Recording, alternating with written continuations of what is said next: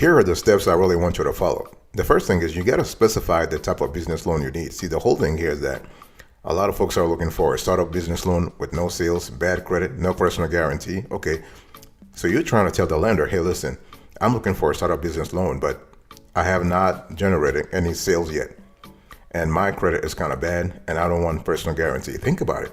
There's a lot of conditions that you are placing on the lender. So before you even talk to the right lender, you need to know exactly yourself what kind of business loan you need. So when we talk about business loans in general, especially for startups, you need to understand that there is a variety. You don't have one type of business loan. You have different kinds of business loan. So my question to you is, are you looking for a term loan for your startup? Are you looking for a short-term loan? Are you looking for a business line of credit for your startup? Are you looking for a microloan, invoice factoring, invoice financing? Like, my question to you is, right now, your startup, what kind of sector are you in? What is the situation? What is your financial situation yourself? In other words, do you have some cash savings? Because we're talking about you having bad credit, but you can have bad credit, but be financially secure. So how much money have you saved up yourself? Those are questions I want you to really answer, because I don't want you to start applying for a startup business loan, no sales, bad credit, no personal guarantee, and then I'm realizing that, hey, listen, you are broke, because that will be really bad, and your chances of getting the loan you're looking for will be very slim. In other words, what I'm trying to say here is that if you have bad credit, you have no revenue, and you have no money to repay whatever loan you get, that's a bad scenario. Your chances of getting the loan are pretty slim. So I really want you to really have a clear idea about the type of startup business loan you want. Okay, are you looking for a commercial real estate loan? In other words, are you trying to expand your office space? Are you looking for equipment financing? Talk to me about that. Are you looking for a merchant cash advance? Talk to me about that. So every type of startup business loan has its own, I would say, distinction. And with that distinction comes a whole set of eligibility requirements.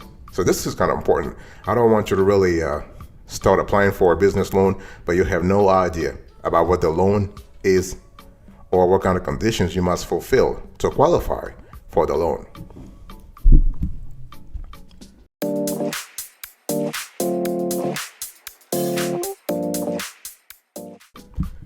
Second step here. So after specifying the type of business loan you need to explain how you will use the funds. By the way, I want to quickly welcome you back to the show. Really, it's just wonderful to have you here. And just take a seat, take some notes. So you got to explain how you use the funds. So in technical jargon, experts use the terms use of loan proceeds. Okay, so when you get the loan, what specifically are you going to use the funds for? And don't you tell me that you have no idea, because this is just a bad giveaway right there. Boss, I want you to wake up right now. If you are in that situation and you have no clear idea what you intend to do the loan with, to use the loan proceeds with, then you really better think twice. I'm not saying you don't have some kind of idea, some kind of a vague idea about what to use the money for. I'm talking about clarity. I'm talking about specific use. The reason is that the lender is going to probe you. They're going to probe you. They're going to ask you what you need the money for specifically. So don't you try to go there and try to confuse the lender, trying to razzle dazzle them, start using words, start inventing stuff that you know has no relationship with your business. What I'm trying to say here is that when you answer the question, like if a lender asks you, what are you going to use the money for? And if you give them an answer, the next question is, the lender is going to see whether or not there is some kind of harmony, there is logic. We call it in our business operational logic. In other words, does the loan proceeds make sense in relationship with your business? Let me give you an example. Let's say you have a real estate startup, right? You actually buy and sell houses, you flip houses, and you want to get money for something that has nothing to do with the real estate. and the lender can't see any real connection between your objective here and what you want to use the money for. For example, you might say, well, I want to get some cash to sort of, buy technology that has nothing to do with the business. So this is really important. That's why a lot of folks, they have their business loan denied. So when we talk about how you use the funds, you can use the funds for everyday operations, equipment, machinery, tenant improvement, inventory, debt refinance, starting a franchise. You can use the money for a lot of stuff.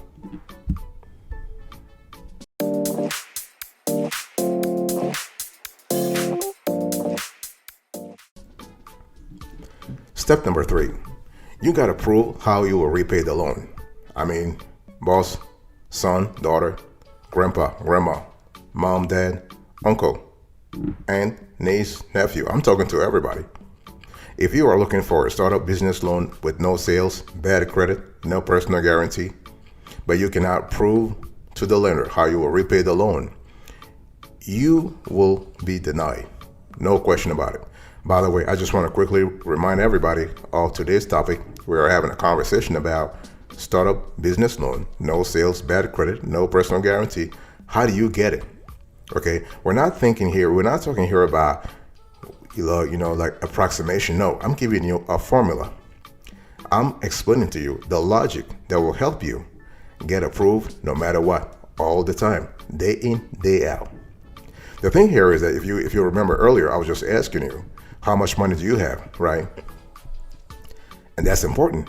Your liquidity situation is really important because, hey, listen, if you have bad credit, you have a startup, which is already very risky, and you have a bad credit, you want no personal guarantee, but you have no money, you are not going to be approved. Okay, so my question to you is, what is your ability to repay? Okay, in other words, the lender is going to look at two things. There are two ways to actually solidify your situation. I will talk about your personal finances in the next session, but here I want you to focus on the startup's ability to repay the loan. And there are two ways to prove that. Either you prove it by saying, listen, I'm going to use my own personal funds, or you prove it to the lender through something called a statement of cash flows. And because you have a startup, you don't have actual revenue, right? Because you have no revenue. So what you do here is that you have to create something called a projected statement of cash flows. And that it's basically an accounting report that has 3 sections. Okay, so you have cash flows from operating activities, cash flows from investing activities, and you have cash flows from financing activities. So this is really important.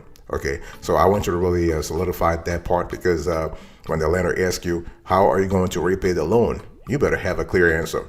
No time to razzle dazzle folks trying to start stuttering. You don't want to stutter here. Very important.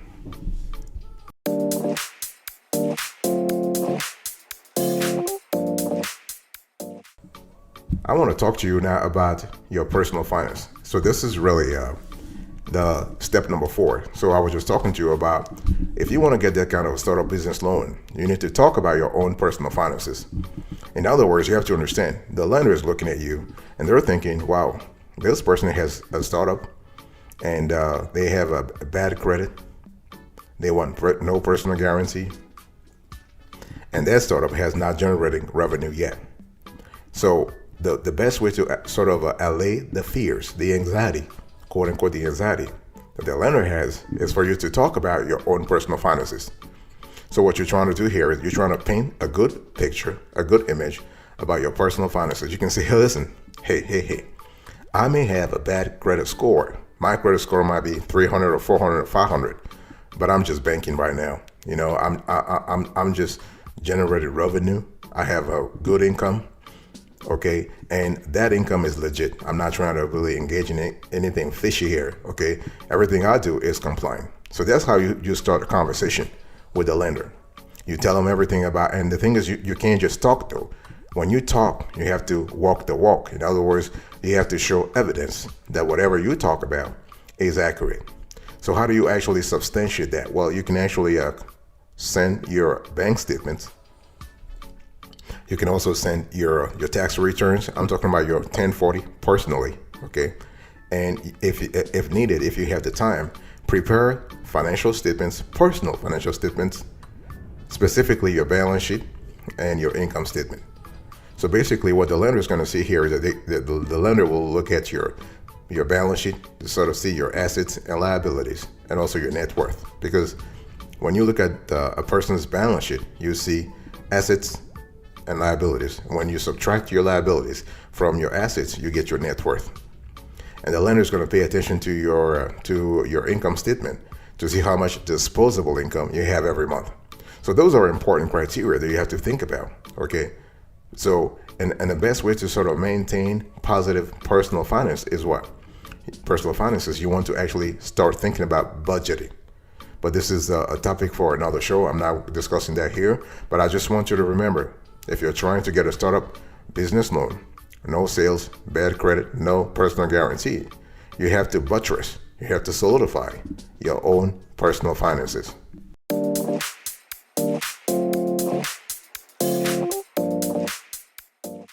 Step number 5, and this is an important element, and this sort of harks back to what I said earlier. You want to show financial projections for your startup.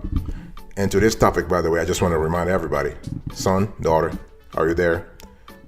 Grandpa, grandma, everybody here. So we're having a conversation about startup business loans, no sales, bad credit, no personal guarantee. Step number 5, you need to show financial projections for your startup. I sort of alluded to this partially a few minutes ago when I spoke about having a projected financial cash flow statement. So here, in addition to the cash flow statements, again, everything I'm saying here, we are speaking about projections. Projections means what? Not actual data. You are quote unquote making up data.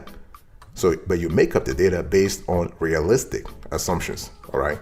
It's not about just trying to make up data that's just so unrealistic. You'll be like, wow, I can't believe I'm making $1 million in my first year with my startup.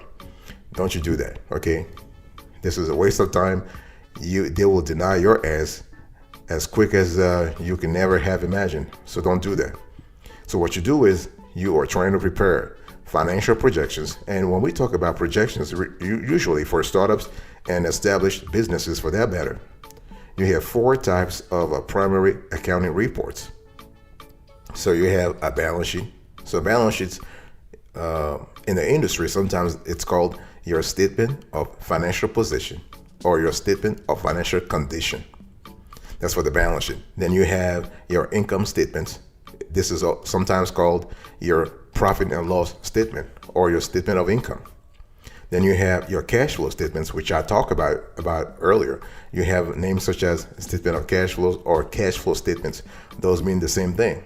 And then the 4th accounting report, it's called the statement of owner's equity or the statement of stockholders' equity. So the thing here is that the reason why I'm telling you this is because you want to show the lender that, hey, listen, I'm doing fine. My startup is on solid footing. I may not be generating any revenue right now, but I just want you to trust me. In 6 months, in 9 months, in 12 months, I will be banking. My startup will be banking. And so you actually show your projections and you explain. There's a section that is attached to financial statements. It's called Note to Financial Statements. Sometimes it's called disclosures. So what you're trying to say here is that you're trying to explain the rationale behind the numbers that you have used in your projections.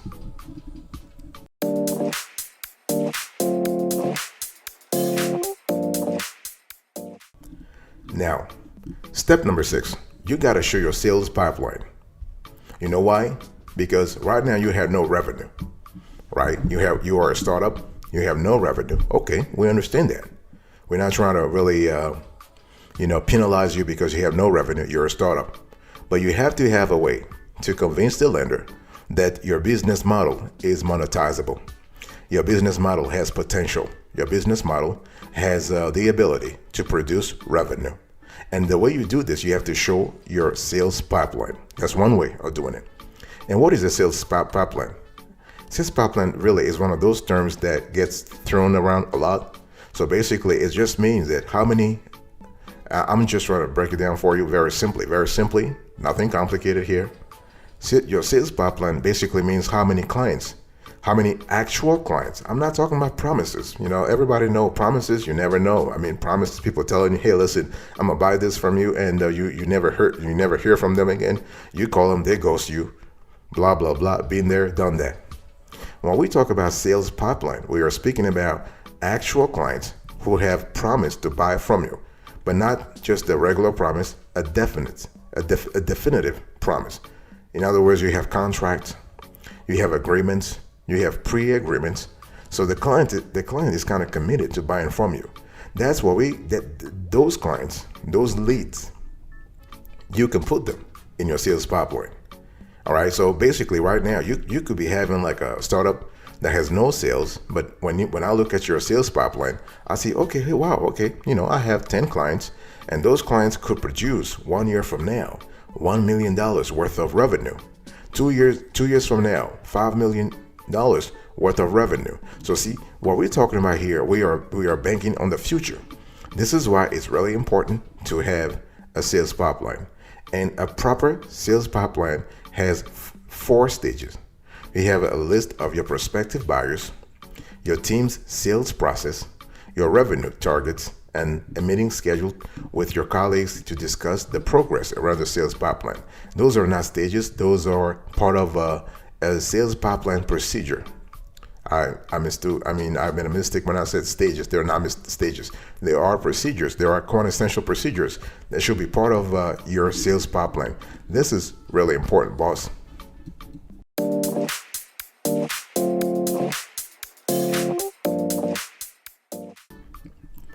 Step number 7.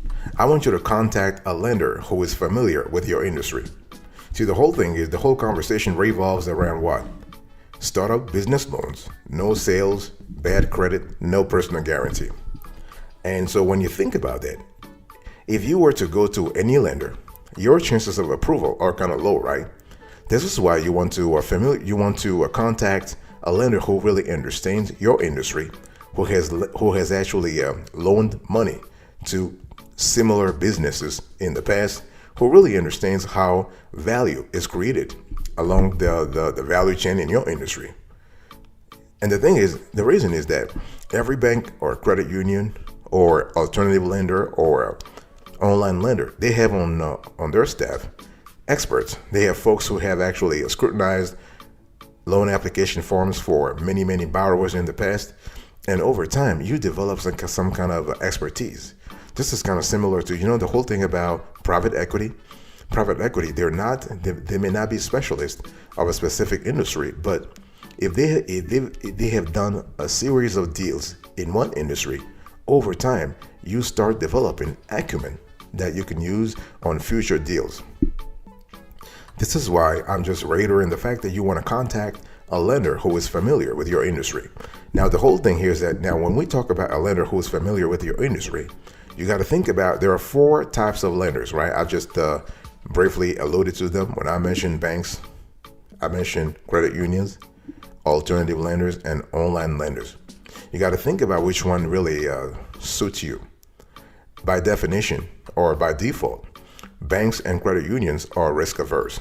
So when you talk to me about startup, business loan with no sales, bad credit, no personal guarantee, that combo is just like, phew, banks and credit unions are allergic to that quatuor of a combination, or that quartet of elements, because they see this as too risky. So your chances of getting a loan at a credit union or a bank are kind of slim, unless you have a wonderful relationship, like they know you personally. You've been at the branch several times. You've had a happy hour with the branch manager. They know you. They've seen your kids grow. They probably attended your kids' quinceañera, whatever, But it's pretty difficult. So what you want to do here is that you are more likely to get a loan like this at an alternative lender or an online lender. Their eligibility criteria are a little better or a little less strict than banks and credit unions.